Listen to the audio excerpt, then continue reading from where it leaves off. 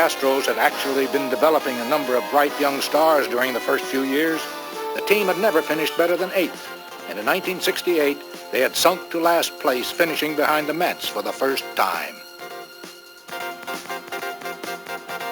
The focus during those days was on individual stars from the farm system, like Joe Morgan, who came up in 1965 and set a club record for most hits by a rookie.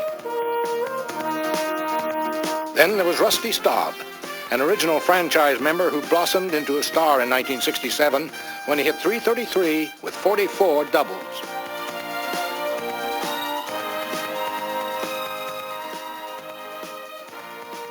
Even though the rest of the National League usually cleaned up on the Astros, there were a few notable individual achievements from some of the other up-and-coming young stars of the late 60s.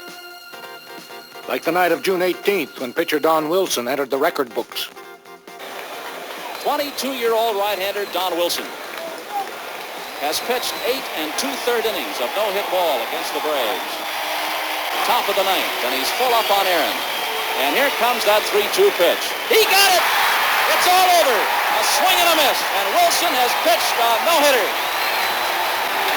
Well, there's no need to tell you that that young fella is being mobbed. Everybody out of that Houston dugout. Then there was Jimmy Wynn, who lived up to his nickname of the Toy Cannon in 1967 when he drove in 107 runs and set an Astro record by hitting 37 homers. Jimmy Wynn, the batter, with a count of 1-2 strikes. Wynn swings and drives deep into left field. Look at this one go, everybody. Up to the scoreboard. It's over the scoreboard, bouncing up onto the freeway. I can see it up there where those automobiles are going. Look at that drive. You talk about a tape measure shot.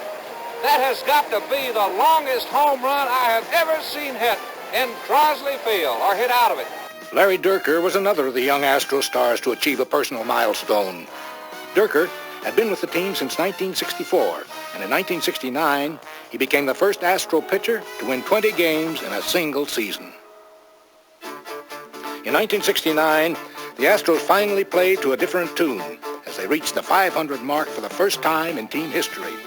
After losing over 90 games for the 7th year in a row, the Astros had finally achieved respectability. 1969, however, was also the year that baseball changed to a divisional format. And despite their record, the Astros still finished next to last in a 6-team division. A lot of times you look at a ball club and say, well, that was a bad ball club, but we didn't have a bad ball club. It's just that there were a couple other ball clubs that were very, very good at that time. So the Astros looked ready to blast off when the 60s came to an end.